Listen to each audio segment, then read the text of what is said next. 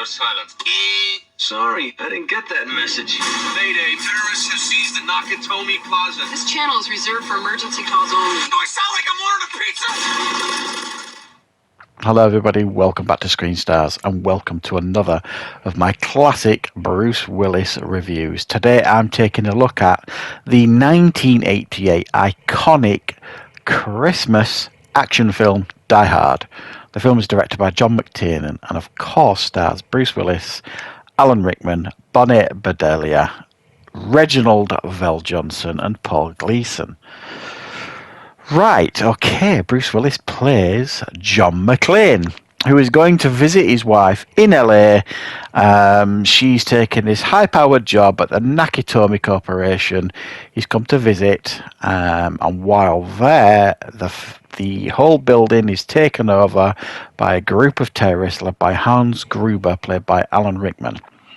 Their aim is to rob the vault of all the millions in there. However, what they didn't plan for was John McClane being in the building, and he causes absolute chaos in order to keep alive, in order to try and keep everyone else alive. Right. What are my thoughts on Die Hard? Well, quite simply, this is one of the greatest action films, I think, ever. And it's remarkable now when you look at this film, and I've rewatched it for this review. It hasn't aged a day. I mean, obviously there are certain aspects, that show you it was made in the 80s, but as an action film, it's flawless, absolutely flawless. A brilliant action film. I think they did them so well in the 80s, and it had a lot going against it, really, this film. It was a big risk. I mean, they were taking a big chance here on Bruce Willis.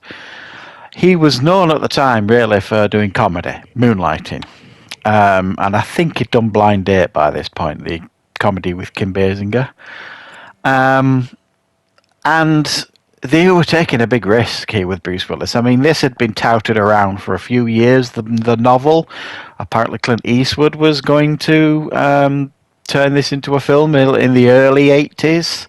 I think it was offered to Mel Gibson, but he passed on it so he could do Lethal Weapon.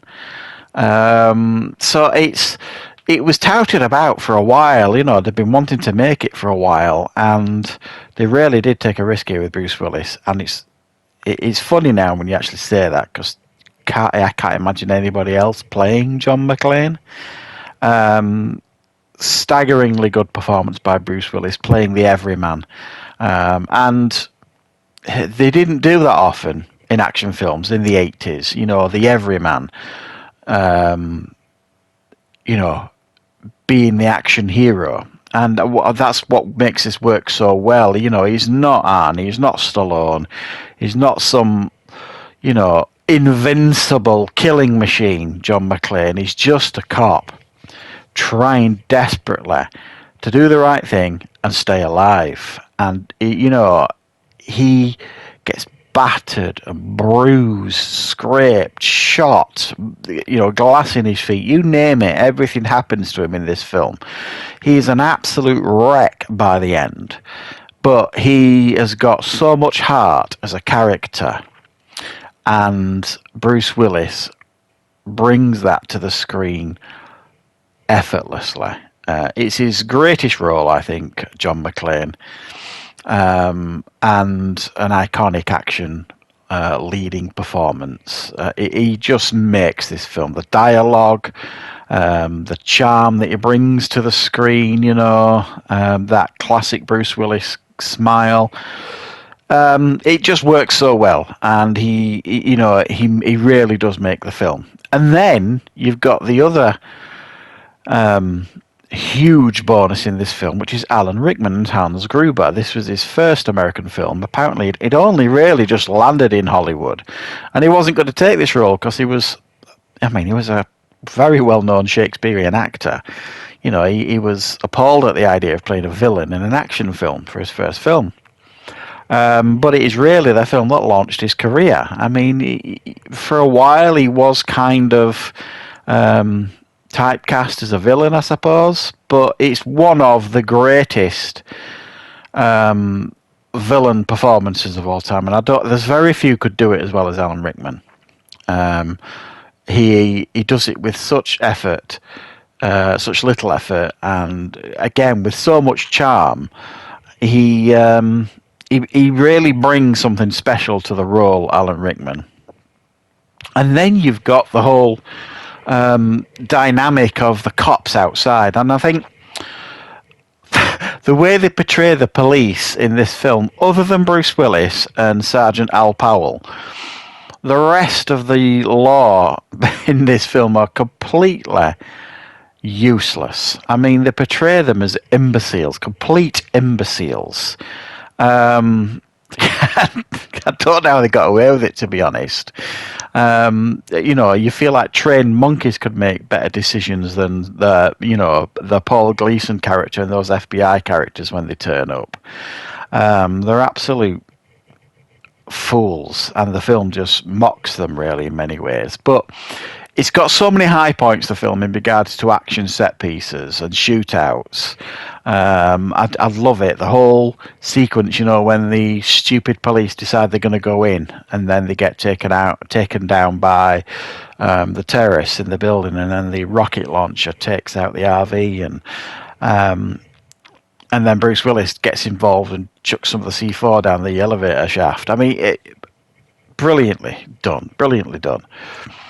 And the action scenes are done, and they're so tense as well quite a lot of the times. And like I say, it's almost like, again, they don't make him out, Bruce Willis' character, to be like this invincible hero. He is, he's flawed and he's vulnerable, and he doesn't want necessarily to kill. And you see that. You see him give him opportunities to surrender in the film and all this kind of stuff. And then it just kind of gets to the point where he's just got to do what he's got to do. And I think the film does a good job at that in regards to portraying that to us. The dialogue is fabulous. The interactions between McClane and Gruber, great back and forth over the radio. And then that fabulous final meeting between the two characters, where Alan Rickman puts on that fabulously dopey American accent to pretend he's somebody else. It's a great meeting between them. Apparently that wasn't rehearsed. He wanted to kind of make that feel a bit more spontaneous, the first meeting between Hans and John McClane. It's brilliantly done. It's really, really good. And it paid off. Obviously, we've got a lot of great sequels for the Die Hard franchise. Personally, my favourite sequel is the third one, Die Hard with a Vengeance. I'm a big, big fan of. I think that's fabulous. But it absolutely paid off, especially when you consider the early posters for this film. When, they were put up, there was no Bruce Willis's face on the poster because they were worried that people would think, A, Bruce Willis, who's this guy? And B, the ones that did know him would know him from comedy, and they might think, well, this is a comedy. I don't want to watch a comedy. So, and then when the film came out and it proved to be a real big success, then they started putting his face on the posters, sort of thing. So they took some risks, it paid off, and what we got was a fabulous action film. So, yeah, one of the greatest of all time, and definitely one of Bruce Willis's best films ever. So, thanks for joining me for this review, guys. I shall see you all very, very soon.